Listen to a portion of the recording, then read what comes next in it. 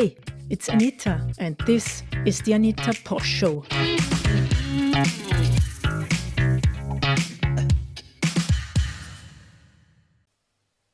Hello everybody, welcome to the Anita Posh Show, where it is my pleasure to keep you up to date with topics related to Bitcoin on a global stage and the local impact it has on communities and regular people. My guest today is Fereshteh Forough. She's the founder of Code to Inspire, the first coding school for women in Afghanistan. We will be talking about her personal story of being a refugee in Europe, the general situation for the people in the Islamic Republic of Afghanistan, which is still one of the least developed nations in the world. And we will, of course, talk about Bitcoin in Afghanistan and also the ways that Code to Inspire is facilitating Bitcoin for the students, for the women in Afghanistan. And as always, you can watch this interview on YouTube or you can listen to it in your favorite podcast player. You can find all the links to the show at anita.link/subscribe. And now, on to the show, before a short word from my sponsors. I definitely recommend using a hardware wallet to store your Bitcoin. But if you have difficulties with the technical requirements and maintenance of hardware wallets, you can use the card wallet. You can give it away as a gift or inheritance.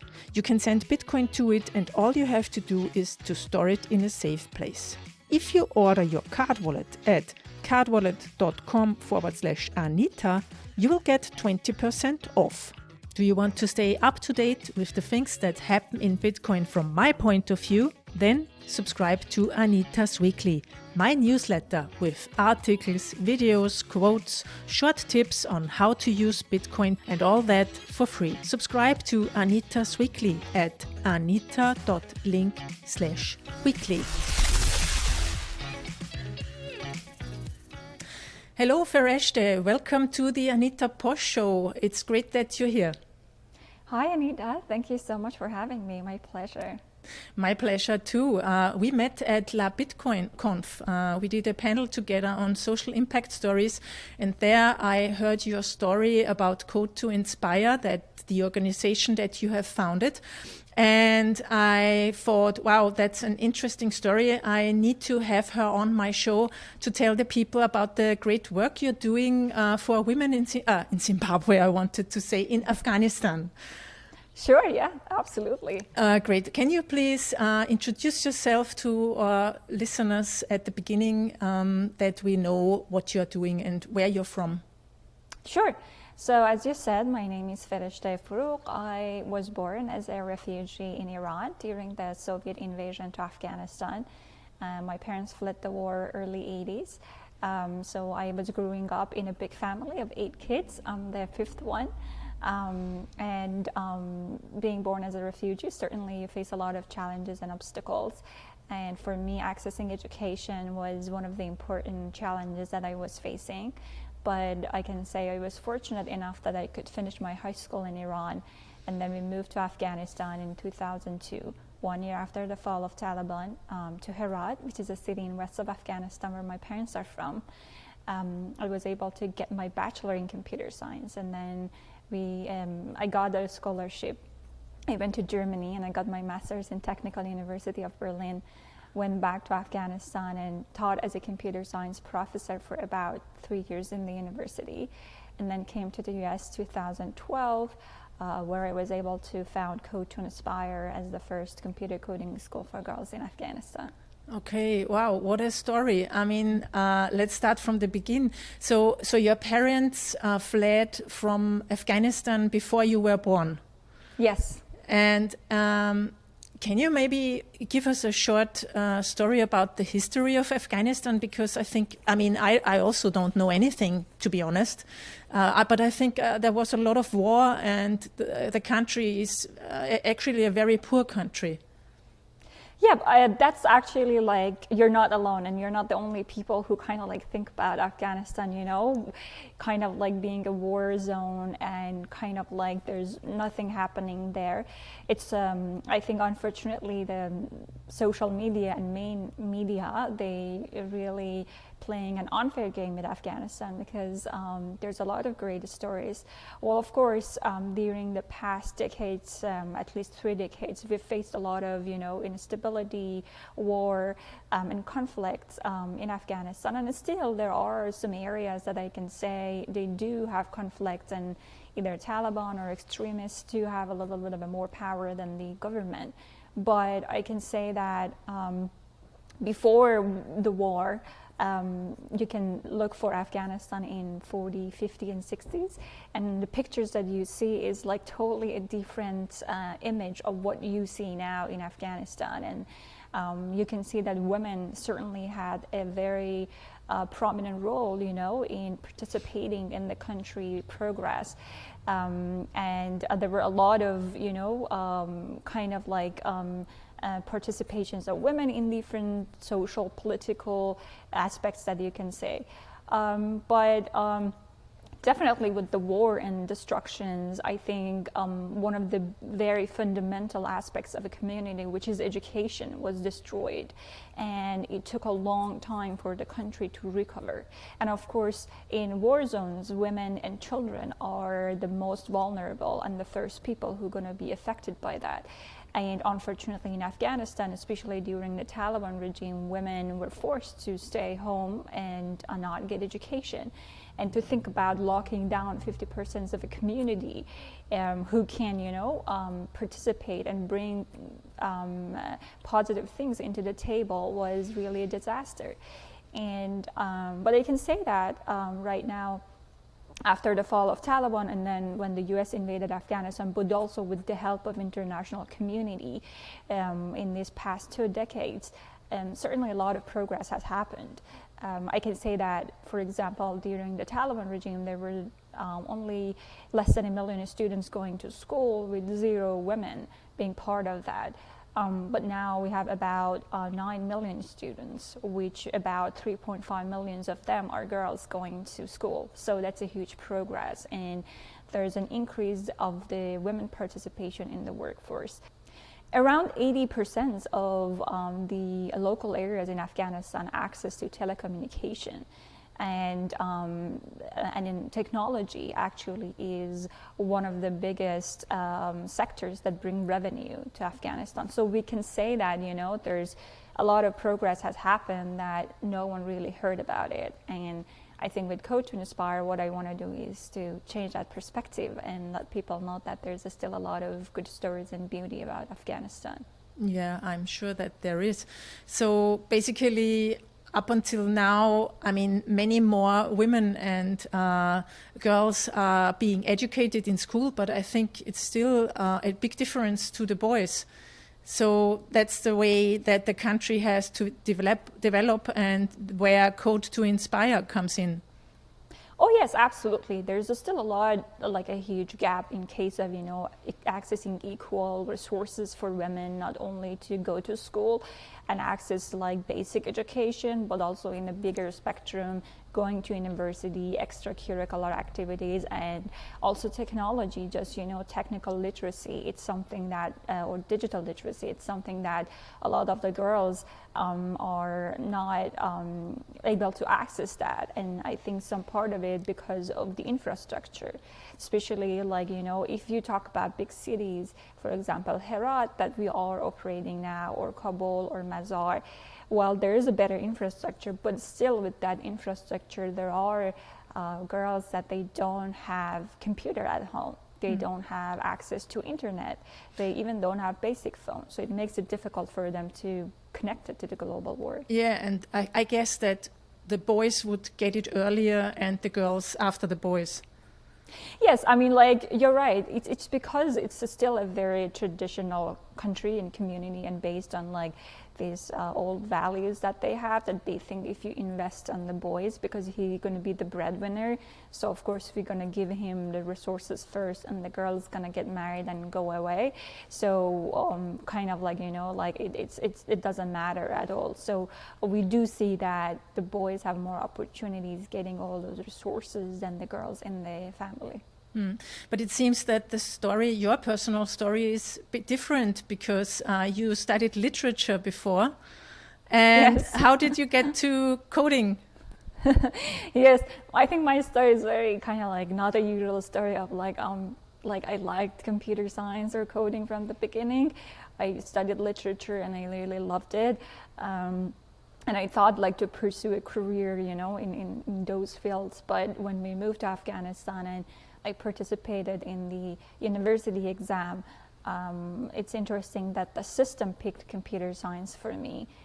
For some reason, my numbers matched the computer science, I think, that time. And then I definitely was very upset. I didn't want to go because I was like, it's all about math and I'm not good at math. And I remember that my parents really encouraged me because they said, you have a decent English, and it seems that this is about having English knowledge as well. So go and try it and see what will happen. And that's how I got into computer science. I think that's a very common story, but also for women very often, that they say, I mean, I know it from myself, oh, I'm not into mathematics and technology, and I'm not interested in that. But I think if you start it, you learn to like it, and then in the end, it's like you were born for it. Yeah, I mean, I guess like for me, the part that I really liked and made me to stay was really the critical thinking and problem solving aspects of, you know, coding.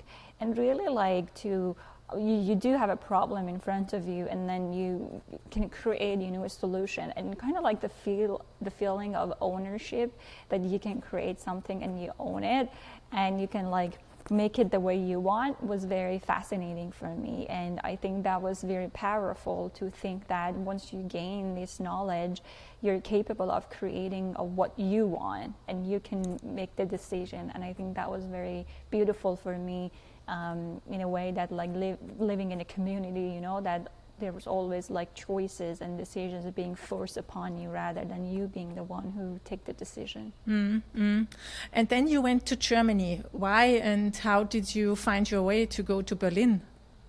Well, our university started having a partnership with the Technical University of Berlin, and when we started, a lot of my classmates didn't have a good English knowledge, so the professors who came from Germany, they picked mentors who could, you know, teach the classes in Farsi. So I was one of the very first mentors who started teaching Java programming. And based on my performance, there were hundreds of students around Afghanistan who applied for the master program, and they picked the top 25, and I was one of them who got the opportunity to go for my master's. Oh, super. And how many years have you spent in Berlin? So the program was 2 years. I spent the first year in Berlin, and then the 6th month I went back to Afghanistan to work on my thesis and do all the field research, and then I went back for another 6 months to work with my professors and defend my thesis and everything related to that. Mm-hmm. And why did you then found Code to Inspire? I mean, you must have had some reasons for that, and maybe also personal experiences. So what were the reasons? Why did you found this organization? Yes, I mean, definitely, like, it was very personal to me, creating Code to Inspire. One is because of my life story as a refugee. For me to understand that how it is important to give everyone education, no matter of their background, was very, very important. Just to say that education is a basic, you know, and fundamental human right, it's very important. But also, you know, going to Afghanistan and being a woman in technology aspects, as you mentioned, there were very few women at the beginning. Still, there are very few women in the field. If you look at, I faced a lot of backlashes and threats because of I was vocal.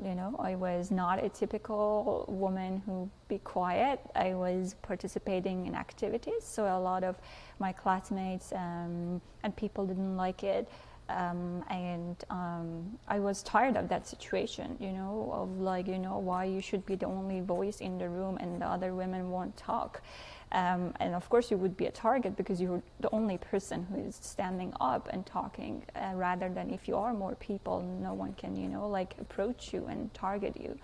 And the other part is certainly, I can say, providing a safe space and secure, because women face a lot of verbal and sexual harassments, not only within the educational system, but even outside. I faced that too when I had to go to use, internet in internet cafes because of doing research and doing my homework, because I didn't have internet at home. It was not a pleasant experience, and you don't want to be alone in those situations.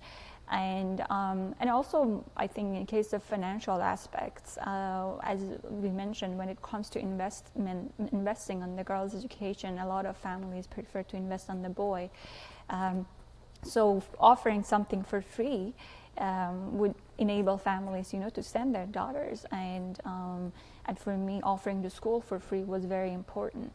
And I think the last one was the major issue of employment opportunities. How these women who spend a lot of time, studying, can convert those into some sort of financial, opportunity for themselves, and to help them to gain those knowledge, to become employed either within the community or become entrepreneur and create their own startups, or we can outsource projects to them from here, was very important. And I think all these reasons really was the force for me to think about changing that narrative and starting from my own city, Herat, and open Code to Inspire in November 2015. Mm-hmm. Okay, so that's 5 years now. Congratulations. Yes. Thank you.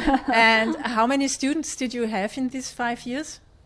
So we started with 50 students, and right now we've educated more than 250 students so far. And we are actually opening new classes, and we are getting about 200 applicants for the new classes for coding and graphic design. Wow, cool.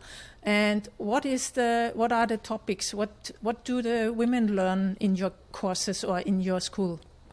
So there's the coding department or coding aspects, and then the graphic design aspects. With the coding, we really focus on web development, web design. It can be full stack, front end, and back end as well. And then with mobile application, we focus for both Android, iOS.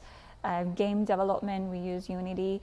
And recently, we also opened our blockchain crypto class, which we're very excited, and we focus on Solidity, Ethereum smart contracts, and Bitcoin as well. And then in the graphic design class, we really focus, on how students can create graphic design works and also animation.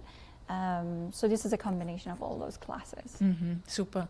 Let's circle back a little bit to the situation in Afghanistan, and also maybe you can tell us a little bit about the money in how does it work in Afghanistan? I think your currency is called Afghani. Is this right? Yes. Yes. Yes. How's the situation there, and how's the situation with banks? Are they reliable? Are people banked, or are they unbanked? I don't know. Just talk. Yeah. Well, I think it's certainly because of conflicts, and the war and the infrastructure, the banking system still is not as, I can say, reliable or being used in a more, a popular way. People still prefer to do the traditional way of keeping cash. in the transactions. And also, I can say that like even with the banks giving you credit cards, a lot of the times if you want to do online purchases, a lot of the platforms don't accept it because it's from Afghanistan. So I think KYC issues is a big issue as well for when you are dealing with banking in Afghanistan. And so I can say a lot of the people are unbanked. And also the issue of unbanked is that because some of the people also are displaced from their places due to, drought, war, lack of job opportunities. So maybe they don't have their identification. And when you want to open an account in the bank, they do need those. So they don't have any sort of identification to show to the bank to open the account. And PayPal also does not work in Afghanistan, again because of the KYC issues and identification. The only way that if you want to send money overseas, it is through banking if there are opportunities for that. But it's a long process, and like we face a lot of issues when we send money through banks. Sometimes it rewired back, it doesn't go, and like it takes a lot of time, and you have to go through all the systems to figure it out what was the issue. The other way, which is a bit faster but also more expensive, is Western Union. That people do send money through Western Union, and that has its own limitation and issues as well. Yeah, and it's also very expensive. I don't know how many percent transaction fee they take, 10, 15? Yes, 10 to 12% when you do it online. And then if you do in person, it's a little bit less, but still it's a lot of money. It's very lot, yeah. And how's the situation with the money stability? Is the Afghani a stable currency, or do you have high inflation? Well, because in Afghanistan, people still use dollar a lot. So dollar is also, beside Afghani, is a strong currency that like people use it in day to day. Or also euro, they use it as well. So I can say like it's always, depends on the political situations, the conflicts, and also dollar. So like it's very tied a lot to the dollar amount, and what's going on around the dollar. So, and I think right now it's certainly like the dollar amount is high and the Afghani is lower. So like it's always like has its ups and downs. And people use both currencies, although the government always try to encourage people and the companies, the businesses to use Afghani instead of any other foreign currencies. So you're basically each buying decision you have in Afghanistan, you have to decide which currency should I use today, what is cheaper in this situation, or how can I get back, can I get another set of US dollars again? Because I think that's that's quite a similar situation to Zimbabwe, Yes. Yeah, it's very difficult. I think it's to a lot of countries who do have like dollar in their day-to-day businesses, despite the currency they have, it's always like that. You'll see what makes sense to send. It doesn't make sense to send the money in Afghani, or it is better to send in dollar. Do people also try to hold gold? Yes, I mean, I can say that like gold is very traditional and still there. It's also like, I guess, like for women use a lot for like as a jewelry. So you can see like in a lot of households, that's like kind of an investment that women have. Okay, so that's their property. Well, I mean, I don't know if it's like they have the total control over those like jewelries, or it's just like, it's there as an investment. And what about the use of Bitcoin in Afghanistan? I mean, do people know about it? Do they use it? Or is it more like in small groups like your school that people know about it? Well, that's a good question, because it's still like it's a very, very new topic in Afghanistan. I can say, like, for example, from my journey, which I learned about cryptocurrency and Bitcoin, was like late 2013, early 2014. It was like certainly a fascinating technology for me to see that how easily you can, send and receive money without a third party, and limitations of, like not having identification, freedom of like having access to what you have. And And all those features made me to really, like love this technology and go for it and like learn more about it. But I can say still it's very new. Like I talked to a couple of, people in different ministries, Ministry of Telecommunication, Ministry of Interior, and also people in the bank to kind of like see what they think about it. And majority of them said we don't have any certain rules or regulations around it because it hasn't been used. And people like us who use it or start using it, I think we are at this stage of still education and not like kind of like usage of it. But we, as Code to Inspire itself, we not only want to take the education aspects of it, but certainly work on small projects as a practical way to see how the community respond, and then hopefully we can scale the program later. Understand. So Code to Inspire is using it also for donations. Yes.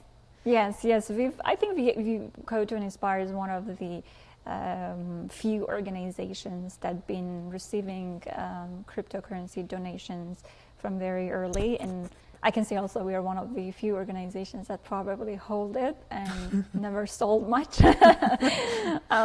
because we look at it as an opportunity, that hopefully if it grows, it can help more girls to get education. Definitely. I think that's the power. If you've been early and you held it, then you can finance education now. And that's great also because people give back, I like that part of being into Bitcoin. And so do you also have like classes where you show the women how to install a wallet and use it?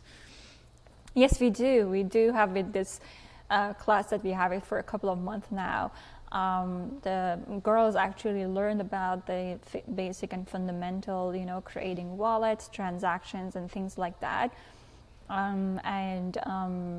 One of the programs that we're thinking about and we want to add to that is that how we can probably, see that what kind of partners we can find that can help us to send the Bitcoin ATM to Afghanistan, to our school, so that the girls not only learn about the coding aspects of it and the technology, but then they would be able to see the transactions, live, and they can experience it. So that's something that we are certainly looking for to add into the program. Great. So there are no Bitcoin exchanges in Afghanistan?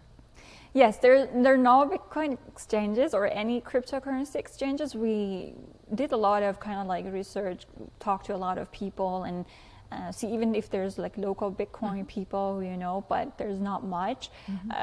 Although like I can say that like we've been sending, cryptocurrency, especially Bitcoin, to Afghanistan for some part of the program and the girls, and the only way was that we ourselves acted as an exchange. So if they wanted to cash it out, they like come to the school and we give them cash. So that's the only way we could do the transactions. But it's possible to use local Bitcoins in Afghanistan. You only don't find peers to exchange. Yes, I think you can. For example, I can say in a lot of countries around Afghanistan, like Pakistan, Iran, they certainly ahead than Afghanistan in case of using cryptocurrency, especially Iran. And I see a lot of use cases and people talk about it. So they do that. But we weren't able to kind of like figure it out how we can use that. And it's still with Afghanistan, the situation of the security, the conflicts, the Taliban, we want to be very cautious and careful of who we are talking and who we want to, do the business with. Yeah, exactly. So you would basically just exchange with people you trust. Yes. Yeah. That's also interesting. It's also a similarity with Zimbabwe, I guess, because people there also, they mostly exchange in really peer groups. So they meet on WhatsApp or Telegram and then they get together. But everything is word of mouth, So yes, they use also local Bitcoins. But then they use their groups and yes, yes. I mean it's everything. I mean in a community like Afghanistan, still everything is very like human, and trust-based. Like you trust them, you can like, lend them money or like, word of mouth. So that's certainly something that we will do when we want to like, implement it and do more transactions with people outside of Code to Inspire. Yeah, and I think it's also a great way to use Bitcoin, because I think that was the basic idea, to be a peer-to-peer money for people Yes. to exchange with each other. And I think that's great, yeah. And I guess there's a lot of possibilities for development in all directions in Afghanistan, because it's so fresh and new there for the people. Yep, absolutely. Yeah. So, what would you think? I mean, so the women in your school, they until now nobody is holding it because they need the local currency or US dollars, I guess. Yes.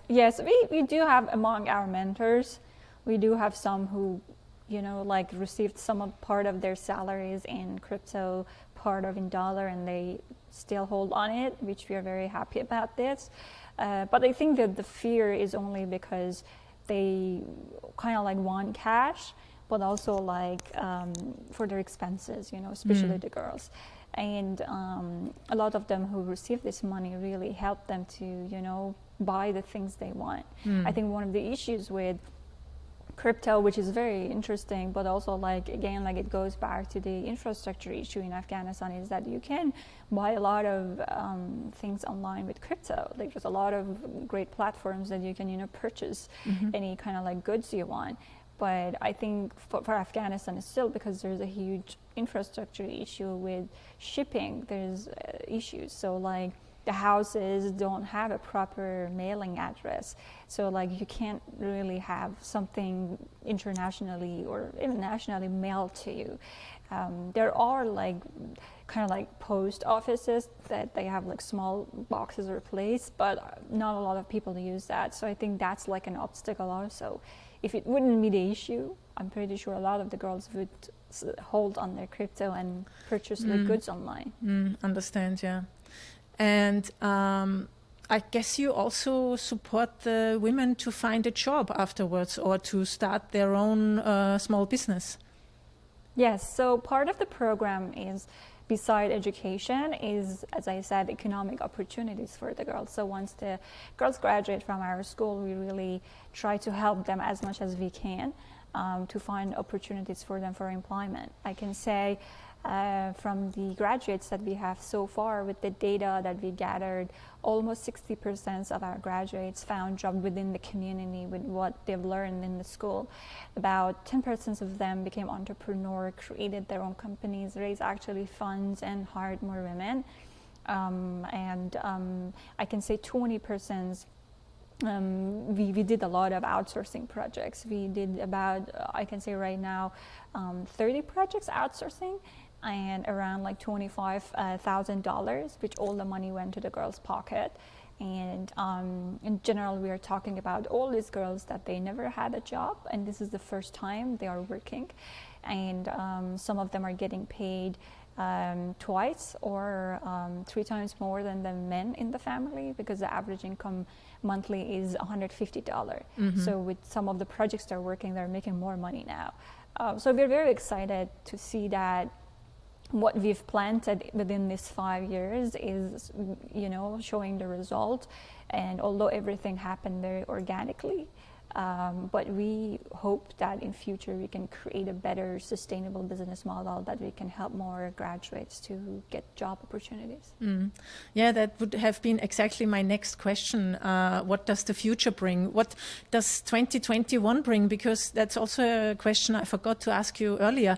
How is the situation in Afghanistan regarding the corona pandemic? Yes.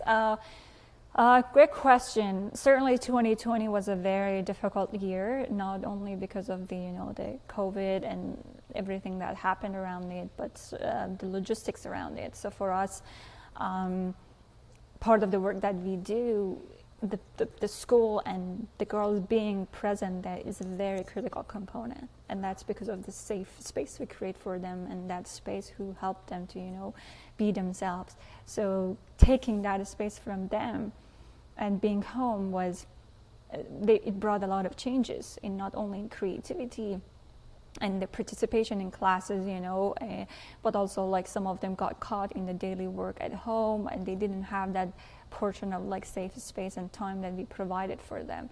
So it was certainly challenging logistically. We had to, for a couple of weeks, when the lockdown happened, we had to figure it out. How many of our students don't have laptop at home? How many don't have internet? So we gave them laptops. We purchased monthly internet packages for them to continue the classes. We had to also figure it out what channels we have to use to upload the contents for classes, and the online, just online classes and following up and making sure everyone is present was definitely challenging. But I can say we did a pretty good job still with, keeping the girls involved and going through the program. And then a couple of months before, the government said that the educational institutes can reopen with the safety instructions, and we reopened the school. And we are still very cautious, we have everyone to have masks in the school and with everything. And we put less students in some of the classes. And I can say that, like, in case of also funding, it was challenging year too to raise funds, because a lot of the funds were geared towards COVID, and health, and not a lot of education, and again, especially with Afghanistan, I think there's, I feel like there's certainly like a international community kind of like lost hope, because see, with all the money went, there's still not progress, and with the peace talk that's happening right now with Taliban, so there's a lot of political kind of like changes that's happening. So these are kind of like very challenging for us, and that those made us to think about, okay, like for 2021, what we can offer, because we would love to grow and scale the program. Every day we receive, like messages from girls in Afghanistan that, are you able to open your school in our city? And it's very heartbreaking for us to see that, like, there are all these talents there, but we won't be able to reach them. So we are kind of like thinking about, does it make sense to have a hybrid model, to have an online presence but a smaller physical space, so that we can target more girls, and also what we can do to be more sustainable, like how we can generate more income and revenue in a way that we don't heavily rely on donations. So I think these are the two key components of what we want to focus this year, so that we can have a solid plan, hopefully by 2022, so that we can expand and scale the program within Afghanistan or even outside of Afghanistan. Yeah, that's a great idea. That would be cool. How big is the school at the moment? How many people are working there? So the school, we rent one kind of like a building, which has like 3 stories. Right now we do have about like 150 students who come daily in different schedules, and then we have a team of 7 people as a project manager and our mentors who also like come daily, and we have also security guards who take care of the security of the building as well. Yeah, I mean, it's an awesome project. I think it's great what you're doing. Thank you for all the work you do in the name of all the girls and women. Thank you. Where can people find you and the school online?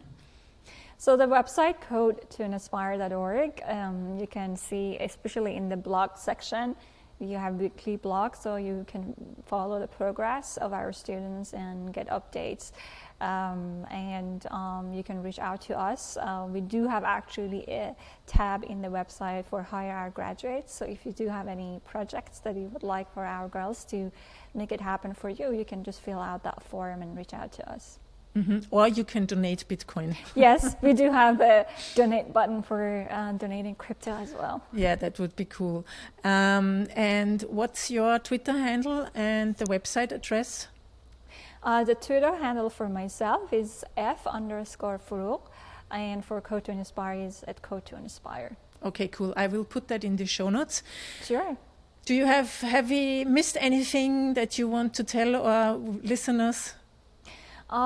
I think we covered a lot of the issues that I think was important to talk about, and I think would be interesting for the listeners to kind of like have about Afghanistan. But I think as a final remarks, I would like to certainly say that hopefully after listening to this, it changed their perspective about Afghanistan, and they, when they think about the future of Afghanistan, they think about Code to Inspire and the girls in Afghanistan as we are building Afghanistan 2.0, where we try to bridge the gender, digital, and economic divide in Afghanistan by investing on the girls' education, especially in technology.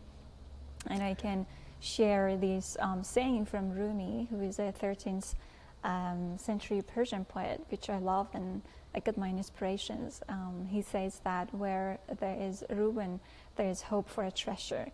And I think it really resembles with Afghanistan and the ruins of what happened after the war. But the treasures are the girls in Afghanistan, and investing in their education is investing in, in a future which is more peaceful and there's prosperity. So I'm very hopeful that we can play our part with Code to Inspire to build that Afghanistan 2.0. Thank you very much. Sounds great. Thanks, Fereshteh. You're welcome. Thanks for having me. Maybe one day we can meet in person. I wish you all the best, and thanks for joining me in this interview. Yes, I would love to, and hopefully we can meet in person. And again, thanks for giving me the opportunity to share the story. You're welcome. Bye. Bye. Thanks so much for joining the Anita Posch Show today to learn more about Bitcoin. You can find the show notes for this conversation on anita.link/show. If you want to get the best stories in Bitcoin from my point of view in your mailbox, go to anita.link/weekly and subscribe. And if you have a question or just want to send me some feedback, drop me a line at hello@anitaposch.com. See you next week when it's time for the Anita Posch Show. Music, start with yes, delicate beats. Content, idea and production, Anita Posch.